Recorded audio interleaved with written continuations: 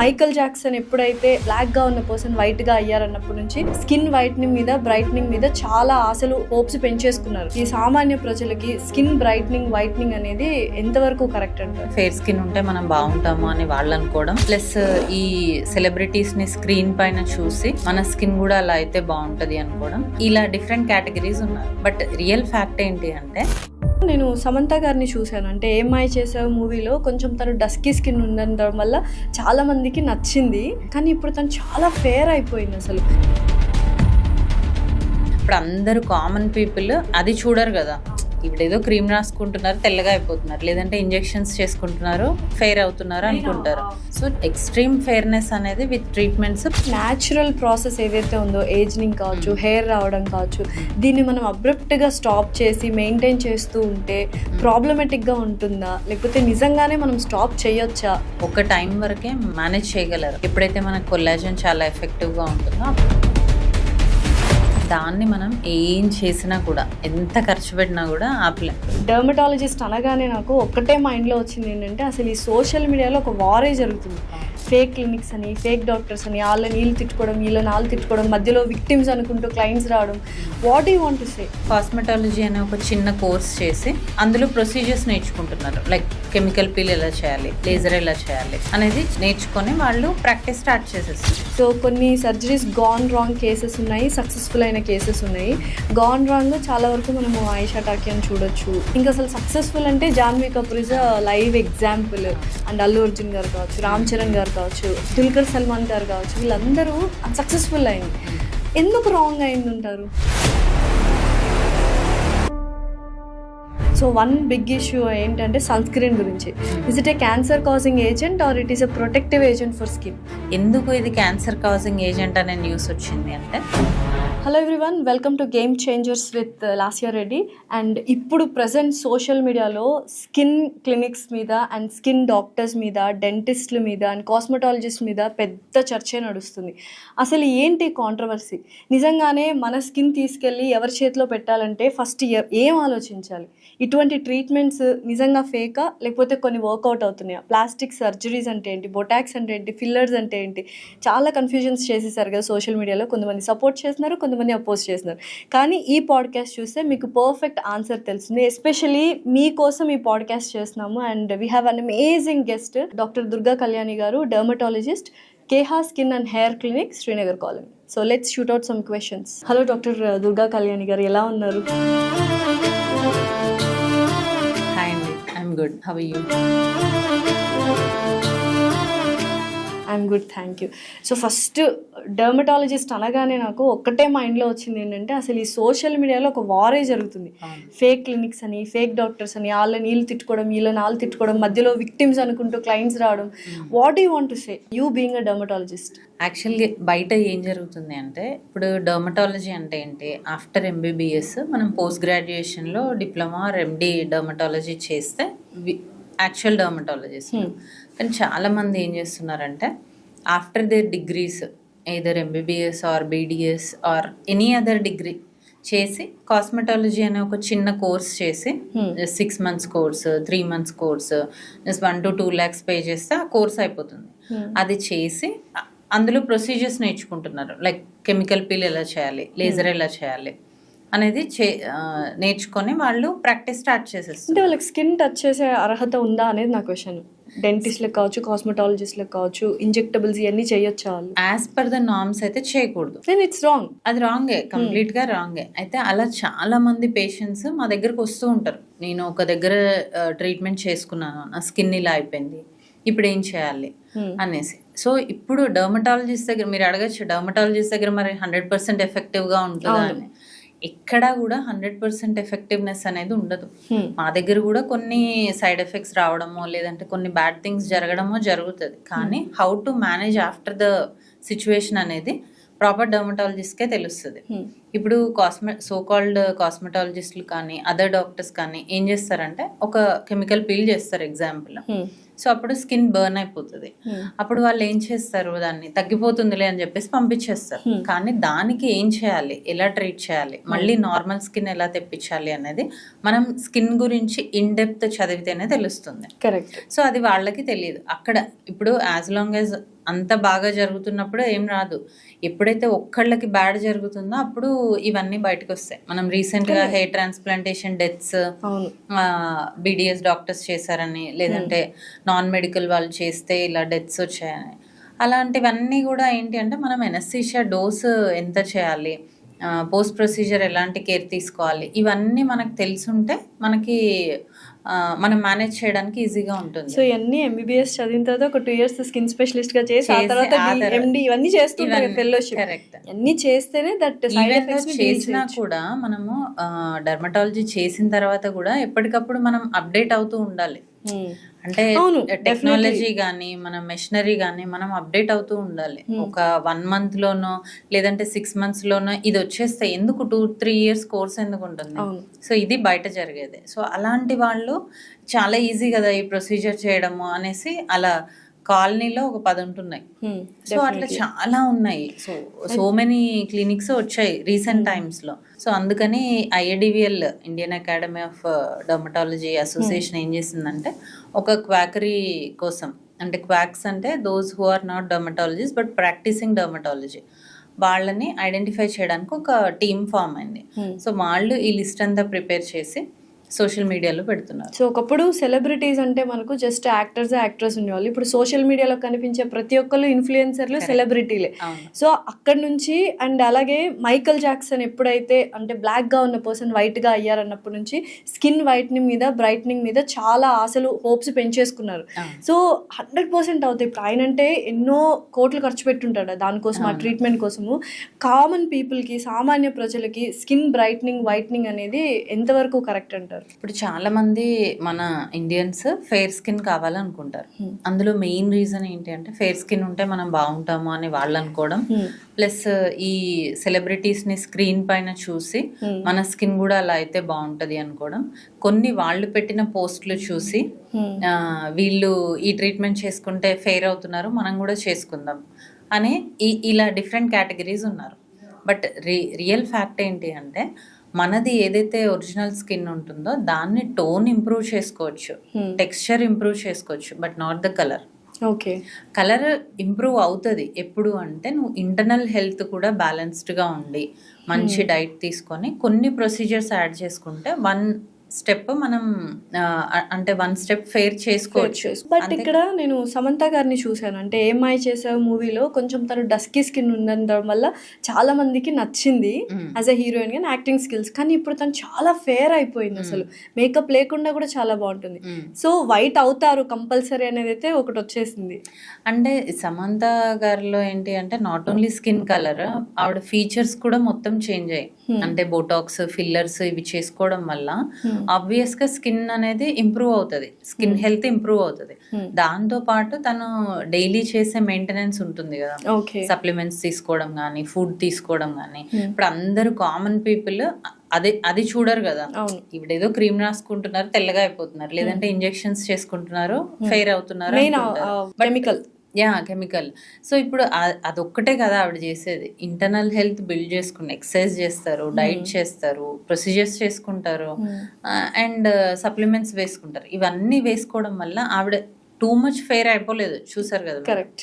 1 tone అంటే ఒక ఏమంటారు దాన్ని, ఒక షేడ్ ఆర్ 2 shades డిఫరెన్స్ వచ్చింది, కానీ నాట్ చాలా ఫెయిర్ ఏం అవ్వలేదు, కంప్లీట్ ఫెయిర్ ఏం అవ్వలేదు.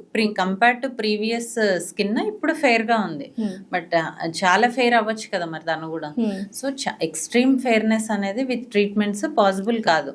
1 or 2 shades మనం ఇంప్రూవ్ చేసుకోవచ్చు, బట్ దానికి తో పాటు అంటే మనం తీసుకునే ట్రీట్మెంట్ తో పాటు మన మెయింటెనెన్స్ కూడా చాలా ఇంపార్టెంట్. సో అలా బ్రైట్నింగ్ చేసుకున్నప్పుడు పిగ్మెంటేషన్ తగ్గిస్తాం అంతే కదా, మెలానిన్. సో అలా మెలానిన్ పిగ్మెంట్ తగ్గినప్పుడు ఏమైనా సైడ్ ఎఫెక్ట్స్ వస్తాయా, లేకపోతే స్కిన్ సెన్సిటివ్ అవడం ఇలాంటివి ఏమైనా జరుగుతుంటాయి? సో మనము ఇలా పిగ్మెంట్ తగ్గించడానికి గ్లూటాథయోన్ ఇంజెక్షన్స్ అని ఇస్తాం కదా. సో దాని వల్ల ఏమవుతుందంటే టైరోసినేజ్ అనే ఎంజైమ్ తగ్గుతుంది. ఆ టైరోసినేజ్ అనే ఎంజైమ్ మెలనిన్ ఫార్మేషన్ అవ్వకుండా చేస్తుంది. సో అది ఎంతవరకు మీరు ఎప్పటి వరకు తీసుకుంటారో అప్పటి వరకు అంతే. So once you stop that మళ్ళీ బ్యాక్ లైఫ్ లాంగ్ తీసుకోరు కదా. ఇప్పుడు మీకు ఏదైనా ఒక అకేషన్ ఉంది, లేదంటే ఈ సర్టెన్ పీరియడ్ ఆఫ్ టైంలో మీరు యాక్టింగ్ చేయాలనుకుంటున్నారు, ఆ టైంలో తీసుకోవచ్చు. తీసుకుంటే అప్పటి వరకు అది రెడ్యూస్ అవుతుంది, అగైన్ మళ్ళీ నార్మల్కి వస్తుంది if you don't maintain. Okay. So when did this glutathione come into picture? అసలు ఎప్పుడు వచ్చింది? ఇప్పుడు ఒక 5-6 years నుంచి బాగానే ఫేమస్గానే ఉంది. ఓకే. మెయిన్లీ బికాస్ ఆఫ్ ఇన్ఫ్లుయెన్సర్సే ఒక రకంగా చెప్పాలి అంటే.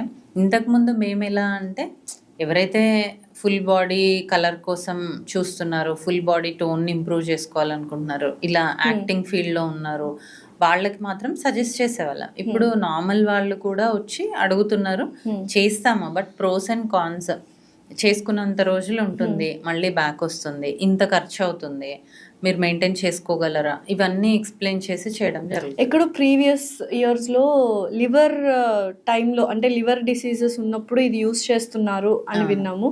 ఆ స్టోరీ ఏంటి, ఆ హిస్టరీ ఏంటి? యాక్చువల్లీ గ్లూటాథయోన్ అనేది సిరోసిస్ ఆఫ్ లివర్ అనే కండిషన్లో యూస్ చేసేవాళ్ళం. అయితే అప్పుడు చాలా అలా ఇస్తూ ఉన్నప్పుడు చాలా మంది గమనించింది ఏంటి అంటే స్కిన్ ఫెయిర్ అవుతుంది ఆ టైంలో. అప్పుడు దానిపైన రీసెర్చ్ చేస్తే తెలిసింది ఏంటి అంటే ఇది డీటాక్స్ కూడా చేస్తుంది.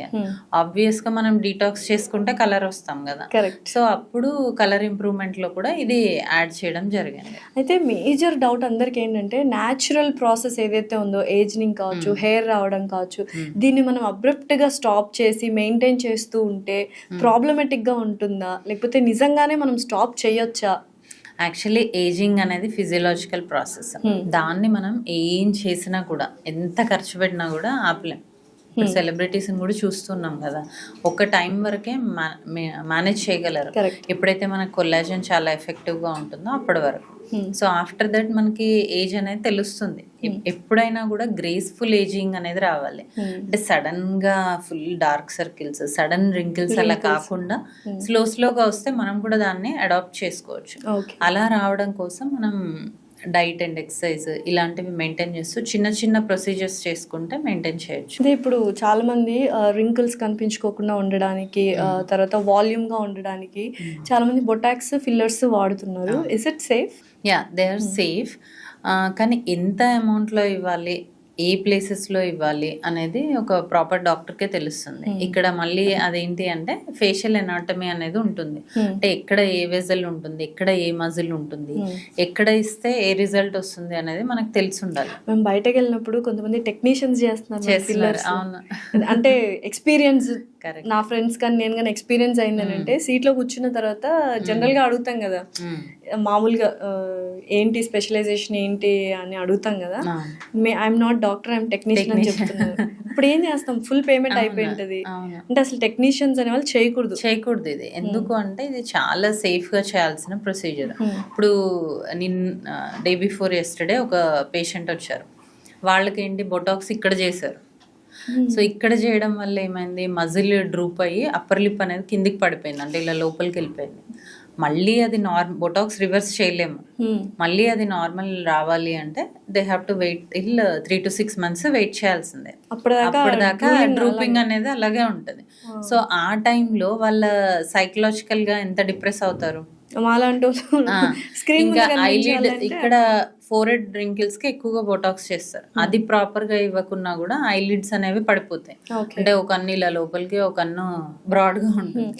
సో అది రివర్స్ చేయలేం మనం. సో అది వెయిట్ చేయాలి. ఆ గ్యాప్ లో వాళ్ళకి ఎంత డిప్రెషన్, ఎన్ని మేనేజ్ చేసుకోవాలి, అందరూ అడుగుతూ ఉంటారు ఏమైంది అని. సో దాని బదులు ప్రాపర్గా చేయించుకుంటే రిజల్ట్స్ బాగుంటాయి, సైడ్ ఎఫెక్ట్స్ లేకుండా ఉంటాయి. ఓకే. సో అసలు డిఫరెన్స్ ఏంటి మ్యామ్ బొటాక్స్కి, ఫిల్లర్కి? బొటాక్స్ ఏం చేస్తుంది అంటే మజిల్ని రిలాక్స్ చేస్తుంది. అంటే ఎట్లా అంటే మనకి ఎక్కడైతే రింకిల్స్ ఉంటాయో దాన్ని ఇలా ముడిచిపోయి ఉంటాయో దాన్ని స్ట్రెచ్ చేస్తుంది అన్నమాట. సో అప్పుడు అక్కడ ఏరియా అంతా సాఫ్ట్ అవుతుంది, మజిల్ కంట్రాక్షన్స్ లేకుండా చేస్తుంది మెయిన్. సో రిలాక్స్డ్ గా ఉంటది కాబట్టి అక్కడ ఏరియా అంతా చాలా క్లీన్ గా, చాలా వైడ్గా అలా కనిపిస్తుంది, నీట్గా కనిపిస్తుంది అనమాట. సో ఫిల్లర్స్ ఏం చేస్తుందంటే మనం ఏజ్ అవుతున్న కొద్దీ మనకి వాల్యూమ్ అనేది లాస్ అవుతుంది. సంకెన్ ఫేస్ అంటాం కదా, కళ్ళ కింద కానీ చీక్ వాల్యూమ్ కానీ లాస్ అయ్యి ఫేస్ డ్రాప్ అవుతూ ఉంటుంది. అలాంటప్పుడు ఫేస్ లిఫ్ట్ చేసుకోవడానికి, ఫేస్ వాల్యూమ్ ఇంప్రూవ్ చేసుకోవడానికి అండ్ కాంటూరింగ్ అంటే ఇప్పుడు జా లైన్ చాలా మందికి ఇష్టం, sharp jawline ఉండాలి అని.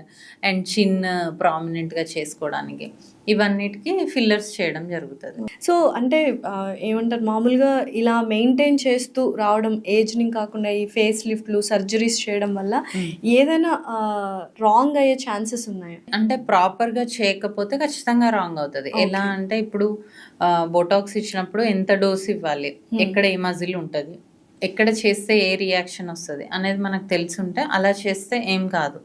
అలా కాకుండా వెరీ హై డోసెస్ ఇచ్చి లేదు ఇవ్వకూడని చోట ఇస్తే అక్కడ మజిల్ డ్రాప్ అయిపోవడము ఇట్లాంటివి జరిగితే రివర్స్ చేయడం కష్టం. Okay, so next plastic surgery అంటూ ఉంటారు చాలా మంది. సో కొన్ని సర్జరీస్ గాన్ రాంగ్ కేసెస్ ఉన్నాయి, సక్సెస్ఫుల్ అయిన కేసెస్ ఉన్నాయి.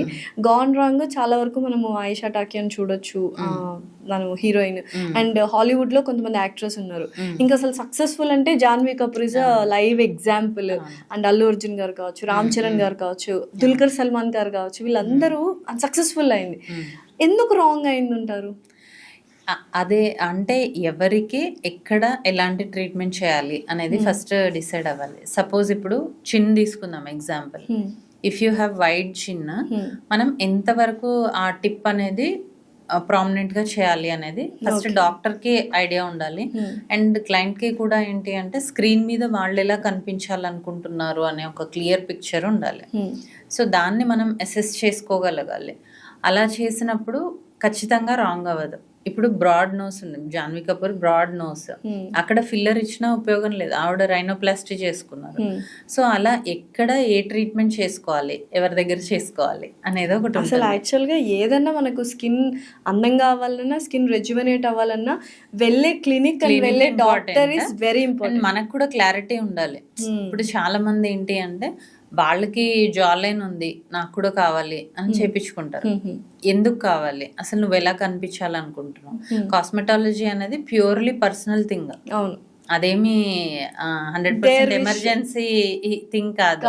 సో మీకు ఇష్టం ఉండి మీరు ఎలా చేంజ్ అవ్వాలనుకుంటున్నారు అనేది మీకు ఒక పిక్చర్ ఉండి అది మాకు ఎక్స్ప్లెయిన్ చేస్తే అలా చేయడం ఉంటుంది. అండ్ చాలా మంది ఏం చేస్తారంటే హెవీ డోసెస్ ఒకటేసారి ఇంజెక్ట్ చేస్తారు. అలా కాకుండా మైన్యూట్ గా ఇంజెక్ట్ చేస్తూ వెళ్తే సెషన్ కి మళ్ళీ కొన్ని రోజుల తర్వాత రమ్మని మళ్ళీ కరెక్షన్ అలా చేస్తూ ఉంటే ఎక్సలెంట్ రిజల్ట్స్ అనేవి చూడాలి. లేజర్ హెయిర్ రిమూవల్ ట్రీట్మెంట్ అని ఉంటుంది కదా, సో చాలా వరకు like my personal experience I wanted to share with you. నాకు యూజువల్గా ఇలా చూస్తే ఇక్కడ కొంచెం స్కిన్ మీద బేబీ హెయిర్ ఎక్కువగా ఉండేది.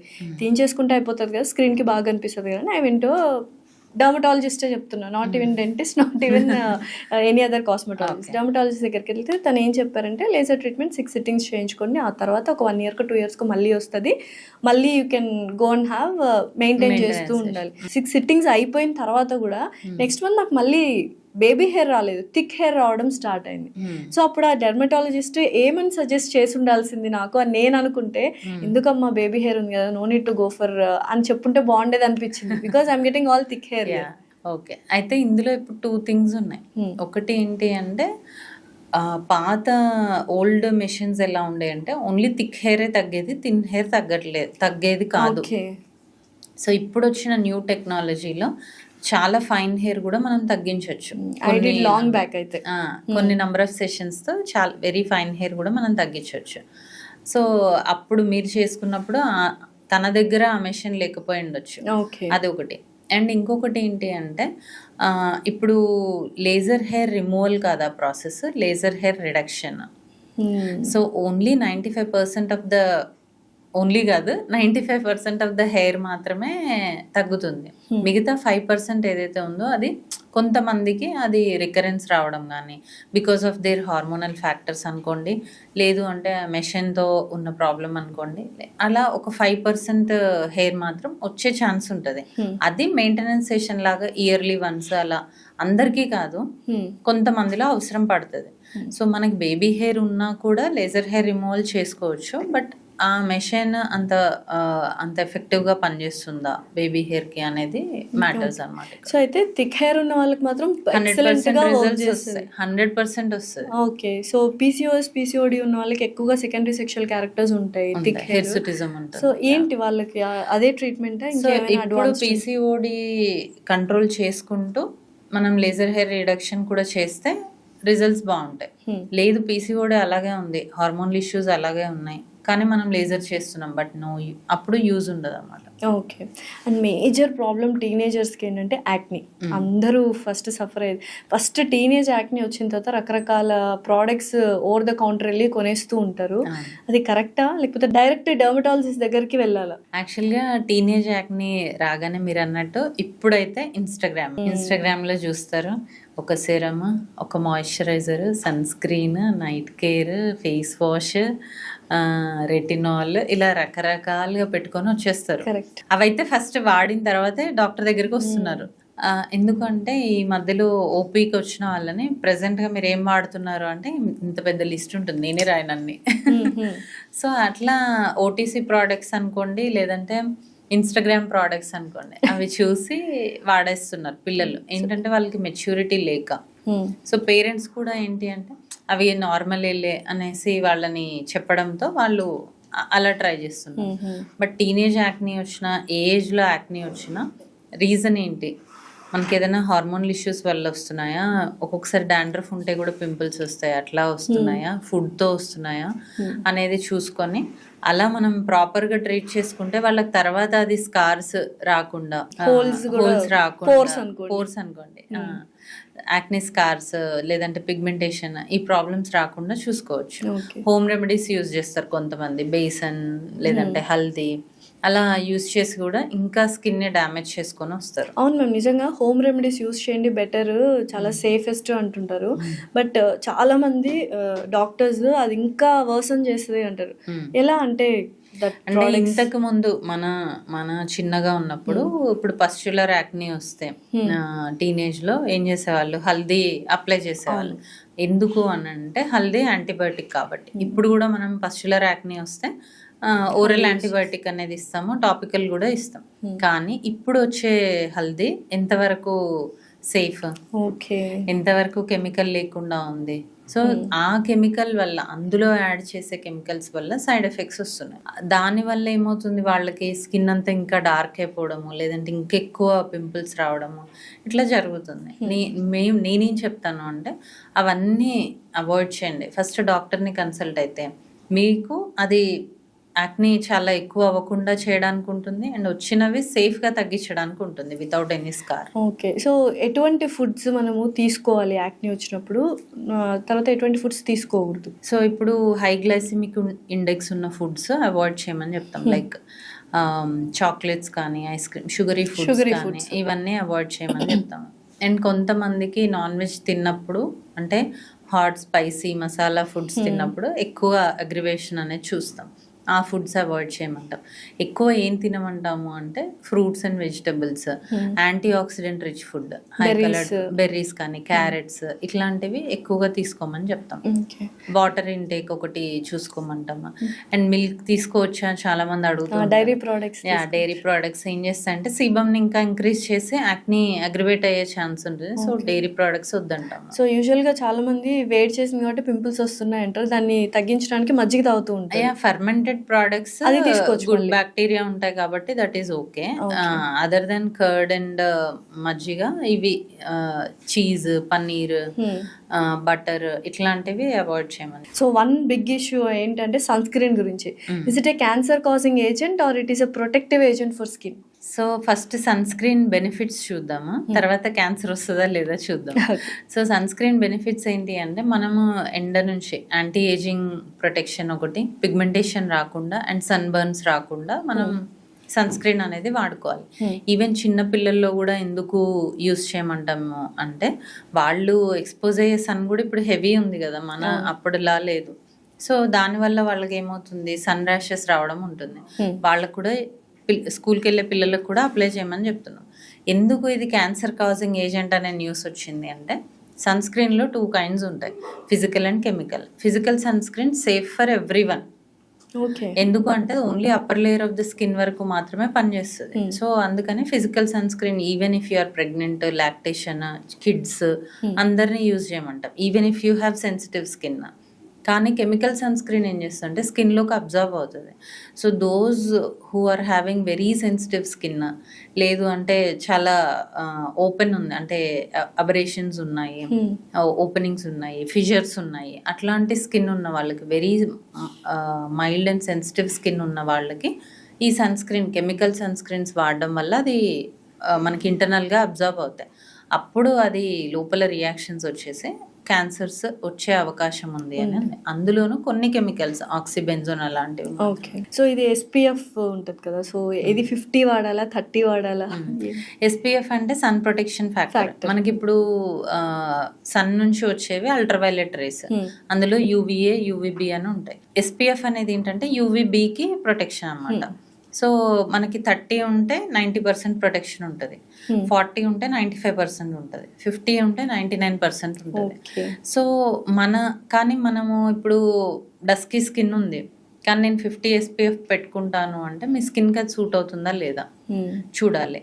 అయితే ఇప్పుడు మ్యాట్ ఫినిష్ సన్ స్క్రీన్ అని, silicone sunscreens, gel based sunscreens వచ్చాయి కాబట్టి even if we use high SPF ఉన్నవి వాడినా కూడా మనకి ప్రాబ్లం లేదు. అంటే ఇదివరకేమో ఒక లేయర్ లాగా వైట్ కాస్ట్ లాగా ఫామ్ అయ్యేది, ఇప్పుడు అలా లేకుండా వస్తున్నాయి. సో మీరు ఎక్కువ ఎండకి ఎక్స్పోజ్ అవుతున్నారు అనుకుంటే హై ఎస్పీఎఫ్ యూజ్ చేయొచ్చు. జనరల్గా ఇండియన్స్కి 30 to 50 సరిపోతుంది. సో ఇప్పుడు బేసిక్గా మళ్ళీ again I'm coming back to social media controversy గురించి. కొంతమంది డాక్టర్స్ కాకపోయినా వాళ్ళు క్లినిక్స్ నడుపుతున్నారని, ఫేక్ క్లినిక్స్ అని, ఫేక్ డాక్టర్స్ అని చెప్తూ వస్తున్నారు. సో విక్టిమ్స్ అని అంటూ కొంతమంది క్లయింట్స్ వచ్చి మాట్లాడుతున్నారు. Are they real victims or they are over exaggerate? అంటే వాళ్ళు ప్రూఫ్స్ చూపిస్తున్నారు కదా కొంతమంది. ఇప్పుడు నేను అక్కడ ట్రీట్మెంట్ చేయించుకున్నాను, నా దగ్గర ఉంది, నా దగ్గర బిఫోర్ ఆఫ్టర్ పిక్చర్స్ ఉన్నాయి, క్లినిక్ వెళ్ళిన నేను పే చేసిన పే స్లిప్స్ ఉన్నాయి, దెన్ అది రియలే కదా. ఎవరైతే చేంజ్ అయితే లేదు, చేంజ్ లేకపోవడం ఒకటి, అండ్ అగ్రివేట్ అవడం కూడా చూసాను. కరెక్ట్. సో అలా ఉన్నారు. మరి ఫేకా అంటే కొంతమంది ఊరికే వీడియోస్ చేస్తున్నారు వితౌట్ ఎనీ ప్రూఫ్స్, అది మనకు తెలియదు. కానీ కొంతమంది మాత్రం బిఫోర్ అండ్ ఆఫ్టర్ నేను ఇలా ఉన్నాను, ఇలా అయ్యాను, నా దగ్గర పే స్లిప్స్ ఉన్నాయి, అంటే నేను పే చేసిన స్లిప్స్ ఉన్నాయి అనేది మాత్రం చూపిస్తున్నారు. So before and after no results ఉన్నప్పుడు, ఆఫ్టర్ లంసమ్ అమౌంట్ ఇచ్చిన తర్వాత కూడా నో రిజల్ట్స్ ఉన్నప్పుడు అక్కడ యాక్చువల్గా రాంగ్ ఎవరు జరిగి ఉంటుంది? అంటే క్లినిక్ వాళ్ళదా, డెర్మటాలజిస్ట్, లేకపోతే తను ఏదైనా మెయింటైన్ చేయడమో ఫాలోఅప్ చేసుకోవడమో రాంగ్ చేస్తుంటారు? ఇప్పుడు ఎలా ఉంటుందంటే మనం ఇందాక చెప్పుకున్నట్టు 100% అందరికీ పాజిటివ్ రిజల్ట్సే రావు. ఇప్పుడు మనం నెగిటివ్ అంటే ఇంకా ఎగ్జాగరేట్ అవుతుంది ప్రాబ్లం. ఇప్పుడు యాక్నీ కోసం వెళ్ళారు కానీ ఇంకా పింపుల్స్ వస్తున్నాయి, ఎక్కువ వస్తున్నాయి. అప్పుడు నేనైతే ఏం చేస్తాను, ఎందుకు వస్తున్నాయి, ఈమెకి ఏదైనా హార్మోనల్ ఇష్యూస్ ఉన్నాయా, లేదంటే ఈమెకు నేను చేసిన ఈ ట్రీట్మెంట్, ఈ పర్టికులర్ ట్రీట్మెంట్ పడట్లేదా, నేను ఇంకొక ట్రీట్మెంట్కి షిఫ్ట్ అవ్వాలా అనేది చూస్తాను. ఇప్పుడు అది డాక్టర్స్ అయితే అలా చూస్తారు. అదే వేరే వాళ్ళు ఏం చేస్తారంటే వాళ్ళకి తెలియదు, వాళ్ళకి ఏంటి, మనం 6 సెషన్స్ కెమికల్ పీల్స్ తీసుకున్నాం అంటే బుక్ చేసుకున్నాం, 6 అవే చేయాలి. మధ్యలో వాళ్ళకి ఏం జరుగుతుంది వీళ్ళకి సంబంధం లేదు, ఎక్కువ అవుతున్నా వీళ్ళకి తెలియదు ఏం చేయాలో, because they are technicians. So అక్కడ వస్తుంది ప్రాబ్లం. మేము ఒక సింపుల్ స్టేట్మెంట్ చెప్తాను మ్యామ్, స్కిన్ రిపేర్ చేయించుకోవడానికైనా, స్కిన్ అందంగా ఉండాలి, మనం అందంగా తయారవ్వాలి అన్నా వెళ్ళాల్సింది డర్మటాలజిస్ట్ దగ్గరికి మాత్రమేనా? అంతే, 100% అంతే. దాంట్లో ఇంకే అసలు కాస్మెటాలజీ వాళ్ళు కోర్స్ అనేది లేదు, అసలు లేదు. ఎవరైతే డర్మటాలజీ చేశారో వాళ్ళు కాస్మెటాలజీ ట్రీట్మెంట్స్ చేయొచ్చు. అసలు కాస్మెటాలజిస్ట్ అనే వర్డే లేదు. అవునా? వర్డే లేదు. డర్మటాలజీ చేసిన వాళ్ళు ఎప్పుడైతే ఈ కాస్మెటాలజీ ట్రీట్మెంట్స్ చేస్తున్నారో అది పక్కకి వెళ్ళింది. Are they equal to beauticians? Beauty parlour లో ఓన్లీ కాస్మెటాలజిస్ట్ అంటే అంతే, సెలూన్ సర్వీసెస్ చేసే. ఇప్పుడు ఈ కొత్తగా డెంటిస్ట్లు ఏంటి అవతారం ఎత్తారు కాస్మెటాలజిస్ట్ లాగా? డెంటిస్ట్లు ఏంటి అంటే నాట్ ఎవ్రీ డెంటిస్ట్, కొంతమంది ఏంటి అంటే వాళ్ళు కూడా ఈ కాస్మెటాలజీ కోర్సెస్ చేసి వాళ్ళకి తెలియకపోవచ్చు, అంటే ఇది కరెక్ట్ కాదు అని తెలియకపోవచ్చు, లేదు తెలిసే కూడా చేసి ఉండొచ్చు. వాళ్ళు ఏంటి అంటే డెంటల్ ప్రాక్టీస్ లేకపోవడమో, లేదంటే వాళ్ళకి ఇందులో ఇంట్రెస్ట్ ఉండడమో, అప్పట్లో MBBS చేయలేకపోవడమో ఏదో ఉంటాయి సర్టెన్ రీజన్స్.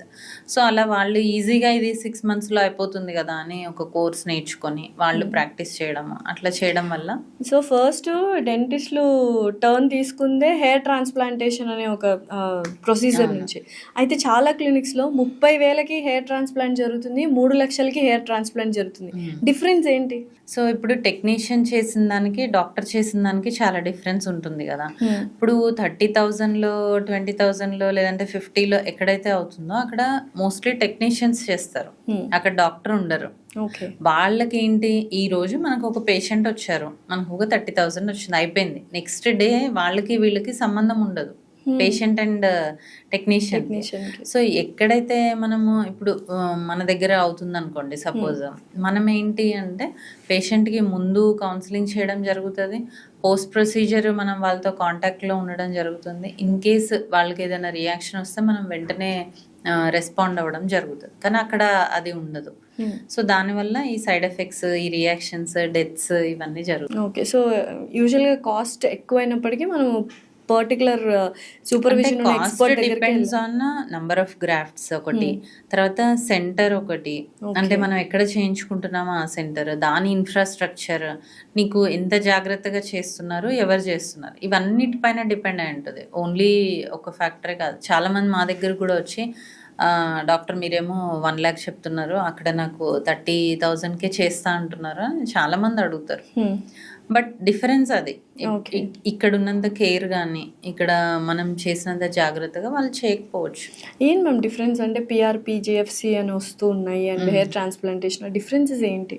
హెయిర్ ట్రాన్స్ప్లాంటేషన్ అంటే ఇప్పుడు మీకు కంప్లీట్గా బాల్డ్ అయితే మొత్తం బట్టతల వచ్చేస్తే ఒక ఏరియా నుంచి హెయిర్ తీసి ఇంకో ఏరియాలో పెట్టడం, that is hair transplantation. GFC, PRP ఏంటి అంటే నీకు ఎప్పుడైతే హెయిర్ పల్చగా అయిపోతుందో అప్పుడు ఆ థిక్నెస్ని ఇంప్రూవ్ చేసుకోవడానికి అండ్ హెయిర్ లాస్ని కంట్రోల్ చేసుకోవడానికి మనం చేసే ప్రొసీజర్స్ ఈ గ్రోత్ ఫ్యాక్టర్ ట్రీట్మెంట్ అంటాం. జిఎఫ్సి అంటే, పిఆర్పి అంటే ప్లేట్లెట్ రిచ్ ప్లాస్మా, అంటే మీ ఓన్ బ్లడ్ నుంచి మనం కొన్ని ప్లాస్మా సపరేట్ చేసి ఇంజెక్ట్ చేయడం అన్నమాట.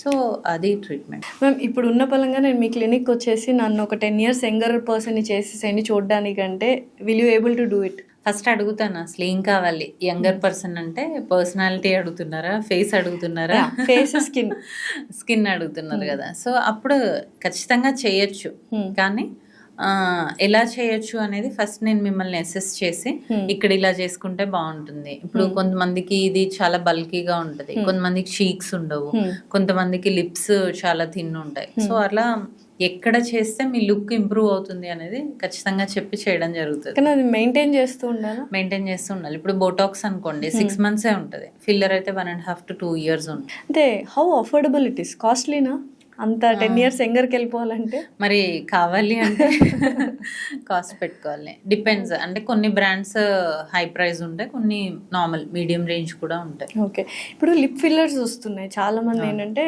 థిన్ లిప్స్ ఉన్నాయి. ఫర్ ఎగ్జాంపుల్ మీరు లైవ్ ఎగ్జాంపుల్ నన్నే తీసుకుని, చాలా మంది సజెస్ట్, అప్పర్ లిప్ చాలా థిన్ గా ఉంది, చాలా మంది సజెస్ట్ చేశారు లిప్ ఫిల్లర్కి వెళ్ళొచ్చు కదా అని. నేను ఆక్వర్డ్ గా కనిపిస్తానేమో అని నా ఒపీనియన్. లేదు, ప్రాపర్ డోస్. ఇప్పుడు ఆక్వర్డ్గా ఎందుకు కనిపిస్తుంది అంటే చాలా మంది లిప్ ఫిల్లర్కి వెళ్ళినప్పుడు కొంతమంది డాక్టర్స్ ఎక్కువ వాల్యూమ్ ఇవ్వడం జరుగుతుంది. అప్పుడు ఏమవుతుంది, ఇలా ఇలా వచ్చేస్తుంది, ఇలా వస్తుంది, కైండ్ ఆఫ్ పౌట్ పెట్టిన ఇలా వస్తుంది.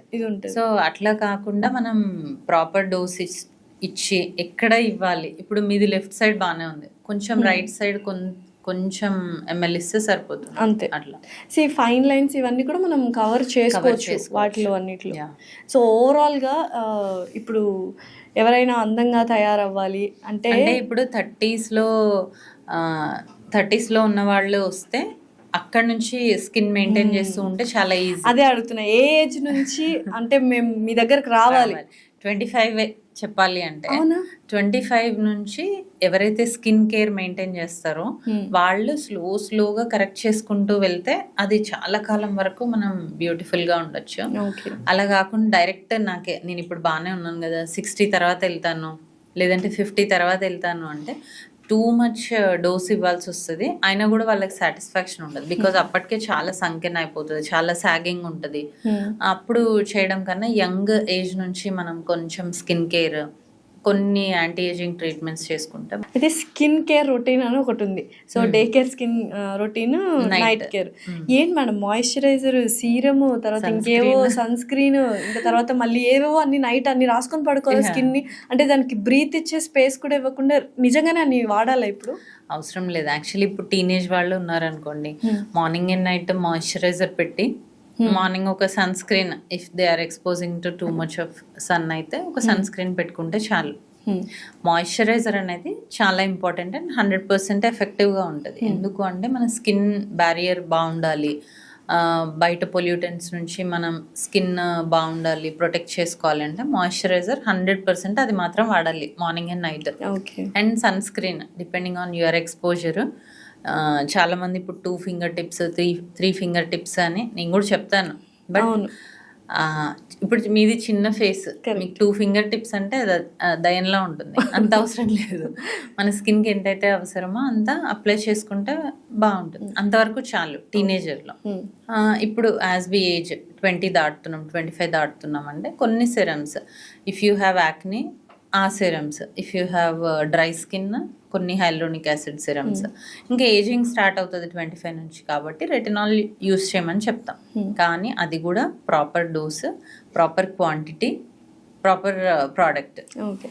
సో ఒకప్పట్లో మేకప్ ప్రోడక్ట్స్ కొంతమంది మాత్రమే వాడేవాళ్ళు. అంటే ఎవరైతే స్క్రీన్ మీద కనిపిస్తున్నారు, ప్రతి ఒక్కరు స్క్రీన్ మీద కనిపిస్తున్నారు, ఫంక్షన్స్కి వెళ్ళినా కూడా కామన్ నార్మల్ పీపుల్ కూడా మేకప్ ప్రోడక్ట్స్ వాడుతున్నారు.